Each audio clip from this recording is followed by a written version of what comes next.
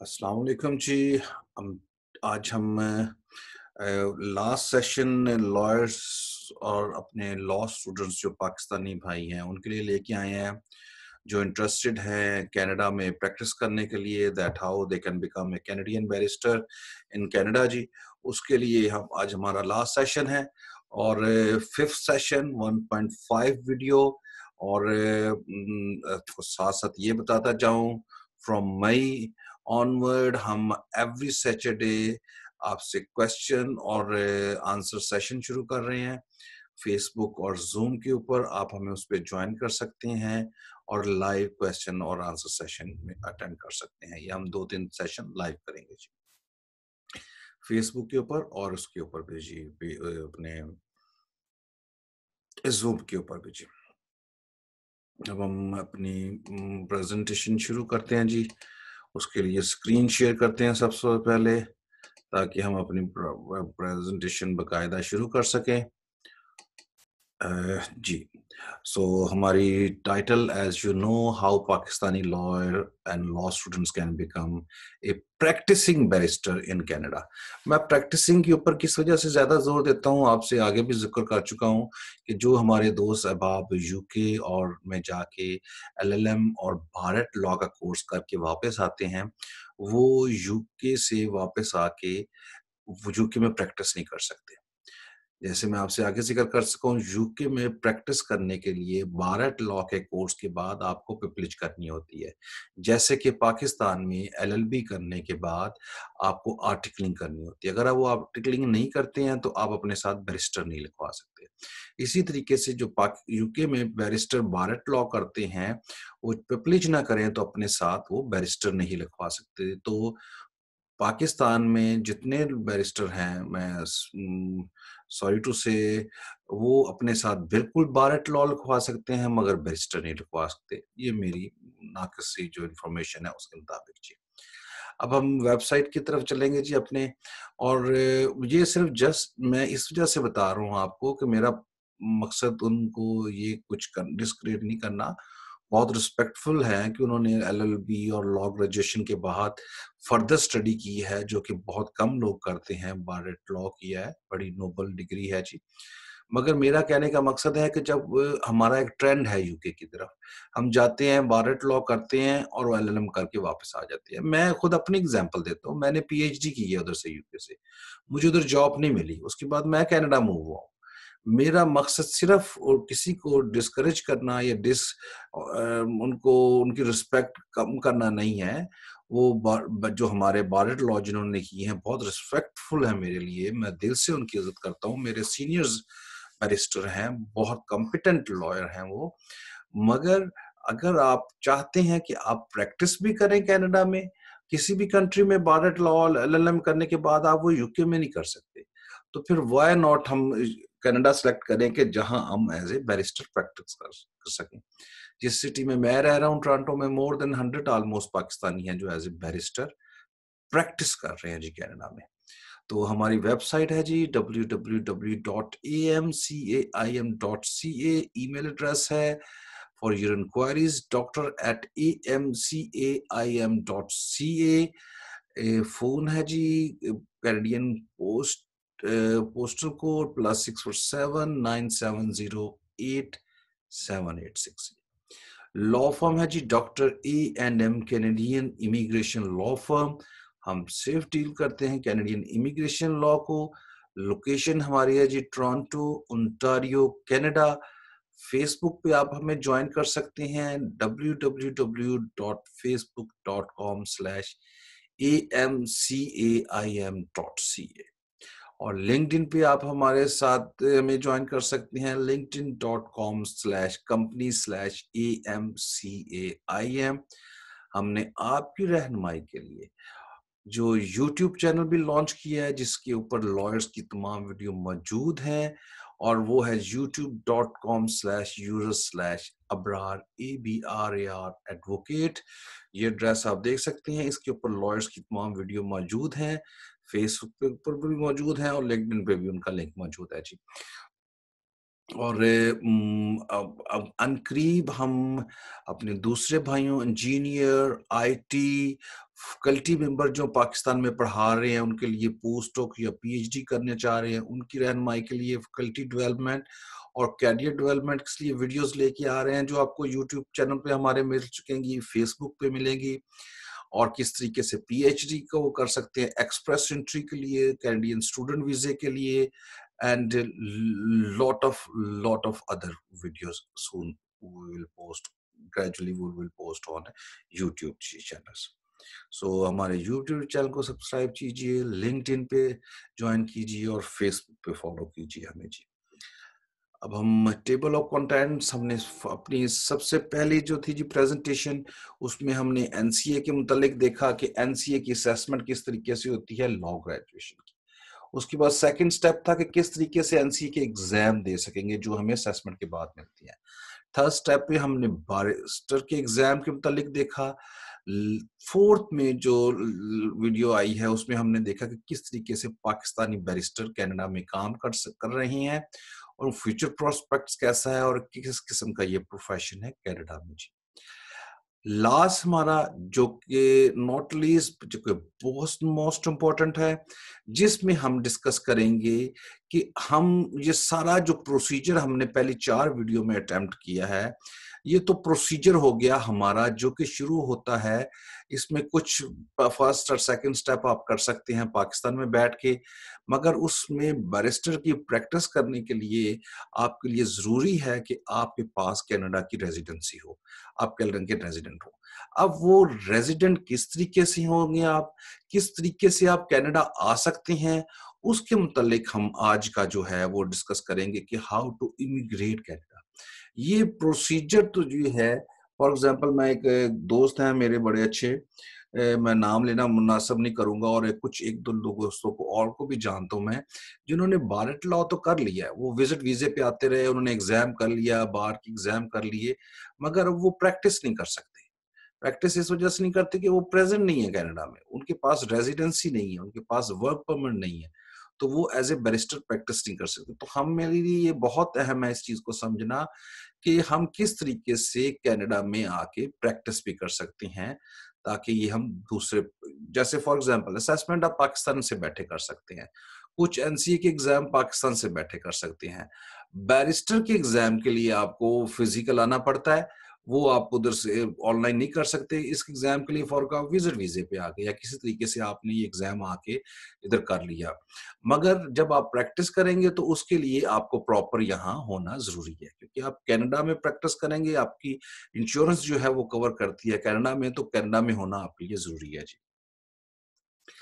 अब हम उसके बाद मैं जो अपनी कंपेन का थोड़ा सा आपसे जिक्र करता चलूं, ये कंपेन है जी, मुझे इस कंपेन के लिए I need your Facebook page, please इस Facebook page for our campaign. ये मेरी कंपेन नहीं है, ये आपकी कंपेन नहीं है, ये हमारी कंपेन है। प्लीज इसको ज्यादा से ज्यादा शेयर कीजिए अपने फेसबुक पेज के लिए। इस वजह से मुझे आपका फेसबुक पेज चाहिए जी। Repeat and share all activities, और फेसबुक पेज के ऊपर और लिंक्डइन के ऊपर जो हमने लॉयर्स की वीडियोस और हम ये शेयर कर रहे हैं बैनर्स, इसको अपने फेसबुक पे शेयर कीजिए। और मैं ये रिक्वेस्ट करूंगा कि ये हमारा जो मैसेज है इसको स्प्रेड कीजिए तमाम पाकिस्तानी लॉयर्स और लॉ लॉ स्टूडेंट्स के लिए।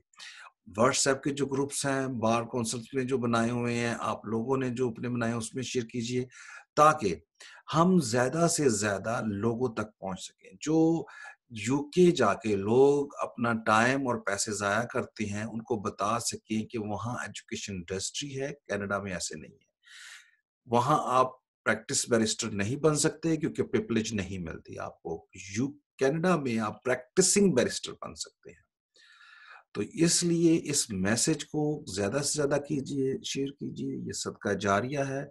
अल्लाह ताला हमारी इस काविश को कबूल फरमाए जी।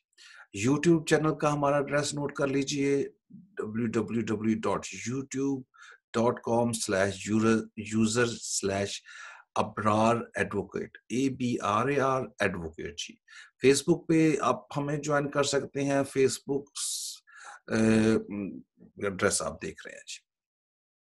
हम इससे पहले ये डिस्कस कर चुके हैं कि किस तरीके से एनसीए की एग्जाम आप पास करेंगे। एनसीए की एग्जाम पास करने के 4 तरीके हमने डिस्कस किए हैं। फर्स्ट है जो एनसीए से होता है, 1 सब्जेक्ट बाय सब्जेक्ट।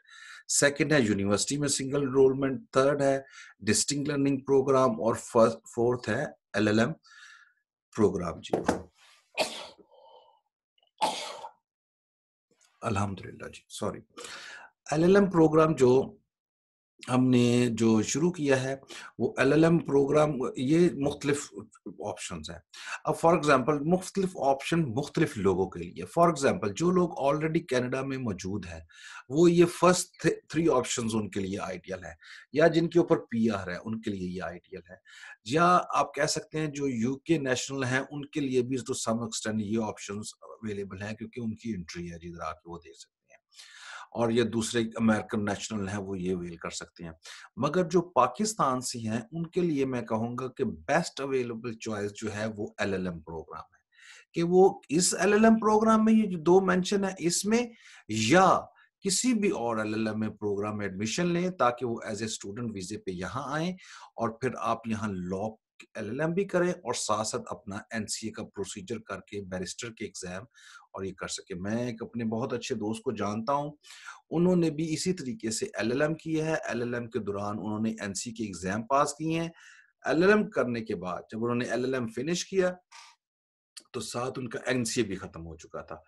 एलएलएम के दौरान इसका मतलब उन्होंने 2 डिग्री हासिल की हैं, जो हम पहले भी जिक्र कर चुके हैं। एक एलएलएम की होगी उनकी और एक कैनेडियन लॉ ग्रेजुएशन जो उन्हें असेसमेंट में सब्जेक्ट मिले।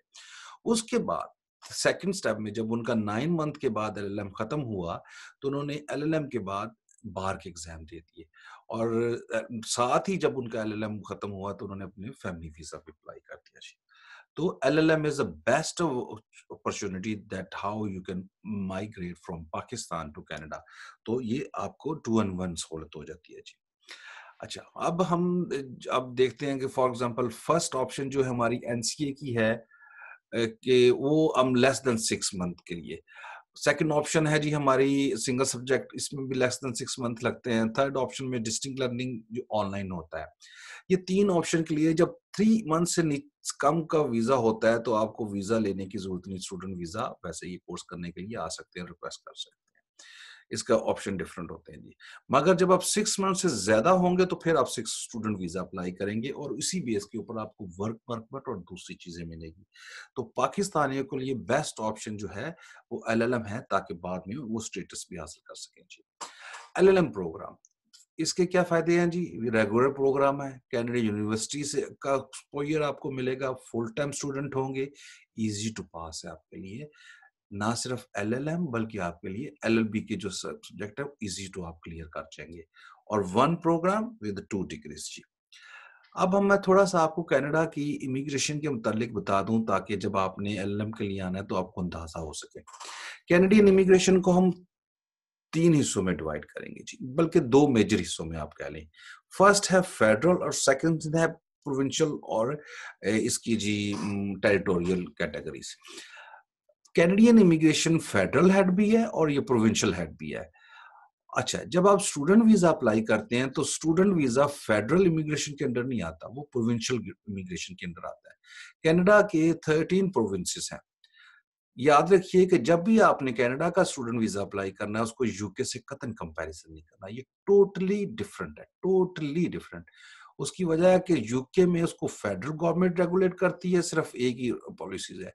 कनाडा में क्या है जी, 13 प्रोविंसेस हैं जिसमें different each different of course different policy होगी स्टूडेंट वीजे के हिसाब से। तो डिफरेंट पॉलिसीज हैं, तो वो आपको जेहन में रखना होगा जी ये चीज। Canadian student visa from Pakistan जी, इसमें बहुत सारी चीजें होती हैं। हम ये समझते हैं कि जैसे अब हो क्या रहा है कि पाकिस्तान में कि जो यूके का स्टूडेंट वीजा अप्लाई कर रहे हैं वही लोग कनाडा के वीजा कर किए जा रहे हैं। यूके का स्टूडेंट वीजा टोटली डिफरेंट है कनाडा से, मैं आपको आगे अर्ज कर चुका हूँ। उसकी वजह क्या है? फर्स्ट ऑफ ऑल आपको सिलेक्शन ऑफ यूनिवर्सिटी करनी पड़ेगी, उसमें एडमिशन रिक्वायरमेंट्स देखनी पड़ेगी। एलएलएम लॉ जो है वो मोस्टली रिस्पेक्टफुल प्रोफेशन है, इसमें ऑलमोस्ट मैंने अभी तक जो देखा है वो एलएलएम के लिए रिक्वायरमेंट 7 प्लस ही है जी। आईएल्स में ये एलएलएम में एडमिशन के लिए है। पर्पस ऑफ एडमिशन देखना पड़ेगा आपके कि अगर फॉर एग्जांपल अगर आप corporate, patent, family, criminal, civil practice कर रहे हैं तो पर्पस ऑफ एडमिशन लिखना पड़ेगा। आप कहते हैं जी कंसल्टेंट को पाकिस्तान में कहेंगे मेरा एडमिशन करवा दें। कंसल्टेंट मुझे किस तरीके से आपका एडमिशन करवा सकता है? मुझे एक चीज़ बताइए कि एक कंसल्टेंट को क्या पता कॉर्पोरेट प्रैक्टिस क्या होती है, पेटेंट क्या प्रैक्टिस होती है, क्रिमिनल क्या होती है। यूके में आप अप्लाई करें 5 यूनिवर्सिटीज़ में एलएलएम में। मैं ग बहुत हद तक श्योर हूँ कि क्या होगा कि 5 में से आपको 3-4 में अनकंडीशनल ऑफर आ जाएगा, 1 आधे में आपको कंडीशनल ऑफर आ जाएगा। कनाडा में ऐसे नहीं होता। कनाडा में मैंने कई दफ़ा देखा है कि लोगों ने 5-5 एलएलएम में अप्लाई किया और किसी एक एलएलएम में भी एडमिशन नहीं हुआ। इस वजह क्या है कि वहाँ जब आप एडमिशन में डॉक्यूमेंट सबमिट कराते हैं तो पर्पस ऑफ एडमिशन भी मैटर करता है। एक आदमी जो कंसल्टेंट है, फॉर एग्जांपल हम ये भी लगा लेते हैं, चले जी कंसल्टेंट पढ़ा लिखा है, उसने एमबीए किया है, इकोनॉमिक्स किया, उसको कॉर्पोरेट का क्या पता, लीगल लीगल चीजों का, पेटेंट का, फैमिली लॉ का, क्रिमिनल लॉ का, क्या इन चीजों का नहीं उसे पता। वो कैसे आपकी प्रपोजल एडमिशन लिख सकता है? और अगर वो लिखेगा तो फिर रिजल्ट क्या होगा? एडमिशन ही मिलेगा। याद रखिए, कनाडा में एजुकेशन जो है वो इंडस्ट्री नहीं है। Selection of area of practice, जब हमने अभी देखा कि मुख्तलिफ जो एरिया ऑफ प्रैक्टिस भी इसमें बहुत ज्यादा मैटर करता है। हर प्रोविंस में हमने देखा है कि स्टूडेंट वीजा जो है वो प्रोविंशियल कैटेगरी है। प्रोविंशियल हर किसी की अलग अलग पॉलिसी है। मोस्टली तो ये होता है कि स्टूडेंट वीजे में जब आप अप्लाई करते हैं तो मोस्टली मोर देन 90% आपको वर्क परमिट मिल जाता है। प्रोविंस की ये पॉलिसीज है। मगर बाज प्रोविंसेस ऐसे भी हैं जो डिग्री के बाद आपको डायरेक्ट रेजिडेंसी दे देते हैं। ये प्रोविंस की पॉलिसी है। सो मेरी एडवाइस है, जब भी वीजे के लिए किसी से कंसिडर कीजिए तो प्रॉपर लोगों से कीजिए जो कैनेडियन इमिग्रेशन की को जानते हो। कैनेडियन इमिग्रेशन की जो हमने अभी देखा है कि फेडरल हेड भी है और प्रोविंशियल भी है। मोर देन 1000 कैटेगरीज है जी। आप उससे कांटेक्ट कीजिए जो प्रॉपर इमिग्रेशन की जिसने एजुकेशन ली हो। फॉर एग्जांपल जब आप बीमार होते हैं डॉक्टर के पास जाते हैं, कोई आईटी का कोई इश्यू होता है तो हम आईटी के प्रोफेशनल लोग देखते हैं। तो जब कैनेडियन इमिग्रेशन की बारी आती है तो हम उन लोगों के पास जाते हैं जिन्होंने कैनेडियन इमिग्रेशन के ऊपर उनकी कोई क्वालिफिकेशन नहीं है। कैनेडियन इमिग्रेशन बहुत ट्रिकी इमिग्रेशन की कैटेगरी, बहुत ट्रिकी है क्योंकि इसमें कैटेगरीज बहुत है और ये दुनिया से डिफरेंट है क्योंकि इसका फेडरल हेड भी है और ये प्रोविंशियल हेड भी है। बहुत ज्यादा कैटेगरी बन जाती है 1000 से ज्यादा। तो इसके लिए आपको प्रॉपर लोगों से एडवाइस लेनी पड़ेगी कि हर प्रोविंस में उसकी कैटेगरी क्या है, प्रोविंस में आपको डिग्री करने के बाद क्या अपॉर्चुनिटी है कि आपकी रेजिडेंसी इजी हो सके। फिर आपकी एज के हिसाब से भी मैटर करती हैं चीजें कि बाज एज ज्यादा एज हो जाए तो किस प्रोविंस में आपके लिए बेहतर होगा कि आपकी रेजिडेंसी इजी हो सके। सिलेक्शन, इस वजह से सिलेक्शन ऑफ प्रोविंसेस जो कि ये मैं थर्ड ऑप्शन, ये बहुत इंपॉर्टेंट है क्योंकि ये वर्क परमिट के लिए भी आपको देखेंगे इसमें परमानेंट रेजिडेंट और बाद में सिटीजन और फिर बाद में पीएनपी प्रोग्राम जिसके ऊपर आप अप्लाई कर सके अपनी रेजिडेंसी क्लेम कर सकते हैं जी। तो ये चीजें बहुत जरूरी हैं। प्रॉपर एडवाइस स्टूडेंट वीजे के लिए बहुत जरूरी है क्योंकि इससे ना सिर्फ और इवन अगर आप प्रॉपर एडवाइस किसी से लेंगे तो उससे आपके वीजा, मेरा अपने ख्याल में जो कि एक जस्ट गाइडेंस के तौर पर मैं वीजे के चांसेस भी आपके ज्यादा होंगे। और लास्ट में मैं आपसे यही रिक्वेस्ट करूंगा कि never ever compare with UK. जो हमारे लोग बैठे हुए हैं मिडिल ईस्ट, पाकिस्तान और ऑल ओवर द वर्ल्ड लोग, वो उनको यूके का बहुत अच्छा एक्सपोजर है मगर कनाडा में एजुकेशन इंडस्ट्री नहीं है। ये याद रखिए मुझे। छोटी सी एक एग्जांपल दे रहा हूँ मैं कैनेडियन स्टूडेंट्स का, ये फिगर्स हैं क्योंकि असल में जो मैं प्रैक्टिस कर रहा हूँ कनाडा में एज ए कैनेडियन इमिग्रेशन, तो मेरी जो प्रैक्टिस है उसका मेन स्लोगन है डिजिट स्पीक। क्योंकि उसकी वजह ये है, डिजिट स्पीक्स मैं किस वजह से कहता हूँ जी, उसकी वजह ये है कि मैंने, आपको पता ही है कि पीएचडी की हुई है लॉ में, उसमें मैंने काफी ज्यादा स्टैटिस्टिक एनालिसिस किए थे। तो मैं समझता हूँ अल्लाह के फजलो करम से मैं पहला पाकिस्तानी बैरिस्टर हूँ मेरे ख्याल में जिसने पीएचडी की हुई है लॉ में और एज ए कैनेडियन बैरिस्टर काम कर रहा है कनाडा में जी। और उसने पाकिस्तान के ऊपर ये फर्स्ट एवर जो स्टैटिस्टिक एनालिसिस हैं जो मैंने ड्रॉ किए हैं, मैंने इससे पहले कभी नहीं देखे और मैं I am very well sure कि आपने भी ये फिगर्स पहले किसी नहीं देखे होंगे। मैंने हर कैटेगरी में आपकी क्लाइंट की सहूलियत के लिए ये स्टैटिस्टिक एनालिसिस किए हैं, जो कि उससे ऑफ कोर्स वीजे के चांसेस बहुत बढ़ जाते हैं आपके। फॉर एग्जांपल हम स्टूडेंट वीजे में देखते हैं 2006 से लेके 2018 का डाटा है स्टूडेंट वीजे का, पाकिस्तानी स्टूडेंट के लिए का जो कनाडा में जिन्होंने अप्लाई किया। आप ये देखें कि 2006 में 2000 के करीब लोगों को वीजा जी उन्होंने मिला है कनाडा का। ऐसा ऐसा ये तादाद बढ़ते बढ़ते 5000 तक आ गई है 2015 में। 16 में ये 4000 पे चलेगी, फिर 17 में 5000 से ऊपर हो गई, 18 में ये 4000 से भी नीचे आ गई। और ये रजीम आप देखें ना, ये जो ये टाइम पीरियड है, इसमें बहुत फ्लक्चुएशन है। आया कैनेडियन इमिग्रेशन ने कोई पॉलिसी में नरमी की या कोई सख्ती की? नहीं, कतन ऐसा नहीं है। इसकी वजह ये है, मेन वजह कि जो आपको एडवाइस देने वाले लोग हैं वो प्रॉपर नहीं है। पाकिस्तान में जो कंसल्टेंट हैं वो किसी भी रेगुलेटरी अथॉरिटी के अंडर नहीं आते। जब वो आपको एडवाइस करेंगे तो ये डाटा ये शो कर रहा है, ये मैं नहीं कर रहा, ये डाटा मेरा डाटा नहीं है, ये सीआईसी की वेबसाइट से मैंने लिया हुआ। वहाँ डाटा स्कैटर डाटा था, वो मंथली एनुअली क्वार्टरली पड़ा हुआ, तो मैंने उसे एनुअली कर लिया। कोई भी आदमी उधर से जाए तो ये चीजें कर सकता है, मगर टाइम टेकिंग चीजें हैं, मगर उससे ऑफ कोर्स क्लाइंट्स को बहुत फायदा होता है। तो ये डाटा, ये जो चीजें लास्ट में ये शो कर रहा है कि फ्लक्चुएशन बहुत ज्यादा है। तो काइंडली जब भी वीजे के लिए एडवाइस किए तो प्रॉपर लोगों से एडवाइस करें। और अगर आपने इमिग्रेशन के लिए इंटरेस्टेड हैं या किसी और कैटेगरीज में जाना चाह रहे हैं, तो वॉलंटियर कैंपेन हमारी जारी है आपकी गाइडेंस के लिए, स्पेशली पाकिस्तानी के लिए। यूट्यूब चैनल्स पे ग्रेजुअली हम वीडियो अपडेट करेंगे जी। फॉर एग्जाम्पल, अगर आप स्टूडेंट वीजे पे आए हैं, और स्टूडेंट वीजा यूके या दूसरी कंट्री से किस तरीके से डिफरेंट है? स्टूडेंट वीजा जो है कनाडा के लिए, वो फैमिली के लिए भी है और इमिग्रेशन में भी हेल्प करता है। किस तरीके से? अगर आप स्टूडेंट हैं और स्टूडेंट आके आप रेजिडेंट हो गए कनाडा में, आप अपनी फैमिली को बुला सकते हैं। हस्बैंड जो है वाइफ को बुला सकता है जी, चिल्ड्रन को बुला सकता है। तब जब आप कनाडा में आ जाते हैं फैमिली के साथ, एजुकेशन फ्री है बच्चों के जी। और स्पाउस वर्क परमिट, अगर फॉर एग्जांपल हम एक सिनेरियो बनाते हैं कि मेन एप्लीकेंट जो है ना जी हस्बैंड है। हस्बैंड अगर स्टूडेंट वीजे पे आया है, तो उसके साथ जो वाइफ है वो वर्क परमिट पे आ जाएगी जी। उसको अलाउ होता है as a spouse work permit पे आ सकती है। इसी तरीके से इसके अपोजिट देखते हैं, जो वाइफ है वो क्या हो गया जी, जो ये वाइफ है, वाइफ आ गई जी उसके ऊपर वर्क पर स्टूडेंट वीजे के ऊपर। हस्बैंड जो है वो स्पाउस वीजे पे आ जाएगा और उसको वर्क परमिट अलाउ होता है फुल टाइम। तो ये चीजें याद रखिएगा जी। और उसके लिए स्पाउस वर्क परमिट मिल जाएगा आपको, जो मैंने फोर्थ कर। आफ्टर रेजिडेंस, आप जब आपको रेजिडेंसी हो जाती है, अपने पेरेंट्स को बुला सकते हैं। फ्री एजुकेशन है, फ्री मेडिकल है, सोशल असिस्टेंट है, हाउस सब्सिडी मिलती है आपको, ओल्ड एज बेनिफिट्स हैं, बाय बर्थ नेशनलिटी मिलती है जी कनाडा में। इवन आप नेशनल हो जाते हैं तो आपके बच्चे आउटसाइड ऑफ कनाडा भी पैदा हों तो नेशनल होंगे। ये स्टूडेंट वीजे के कुछ फायदे हैं जो मैंने आपको बताए हैं जी। Canada is a family oriented immigration country. अगर एक आदमी स्टूडेंट वीजे से आके रेजिडेंस लेता है तो उसका मतलब है फ्यूचर में उसके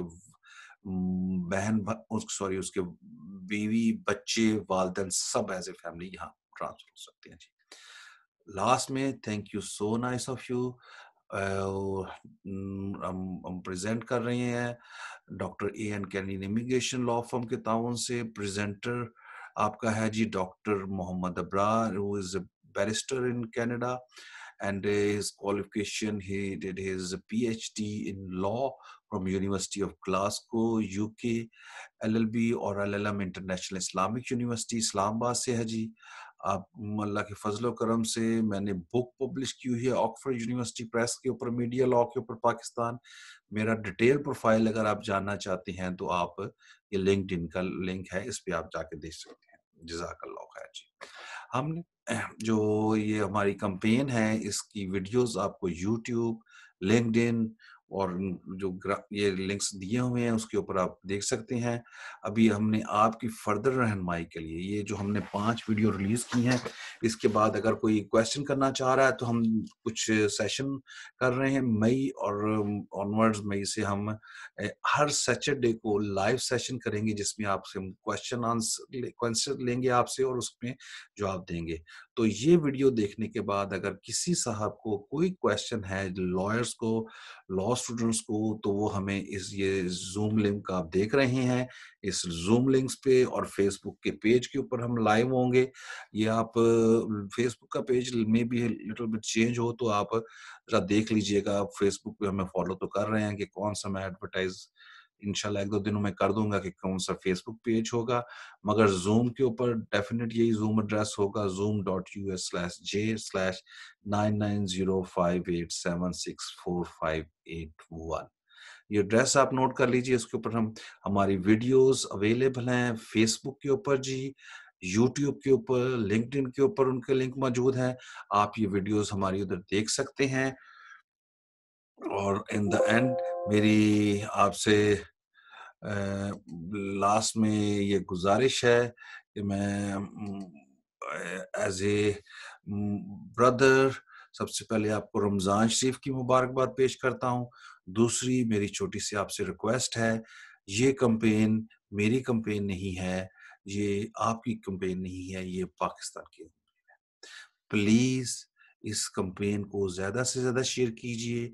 इन तमाम वीडियोज़ को, बैनर्स को अभी हम शेयर कीजिए और अगर किसी किस्म की आपसे कोई इन्फॉर्मेशन है तो आप मुझसे राब्ता कर सकते हैं, डिटेल्स मौजूद हैं और अनकरीब हम इंजीनियर, आईटी फैकल्टी मेंबर्स के लिए जो पोस्टडॉक के लिए इंटरेस्टेड हैं, पीएचडी के लिए इंटरेस्टेड हैं, एमफिल के लिए इंटरेस्टेड हैं, उनके लिए हम वीडियोज़ अनकरीब लेके आ रहे हैं कैनेडियन स्टूडेंट वीज़े के लिए और एक्सप्रेस एंट्री के लिए इमिग्रेशन की पीएनपी प्रोग्राम आप डिटेल्स देख सकेंगे। अनकरीब वीडियोस आ रही हैं, वो वीडियोस आप हमारे यूट्यूब चैनल और फेसबुक पे देख सकते हैं, वो हमें ज्वाइन कीजिए और इस लॉ की कैंपेन में जो 100% वॉलंटियर है, जिसका मकसद है एक रेवोल्यूशनरी कैंपेन ताकि हम अपने पाकिस्तान में एक ये जो ट्रेंड है उसको चेंज कर सकें और हमारे पाकिस्तानी भाई ज़्यादा से ज़्यादा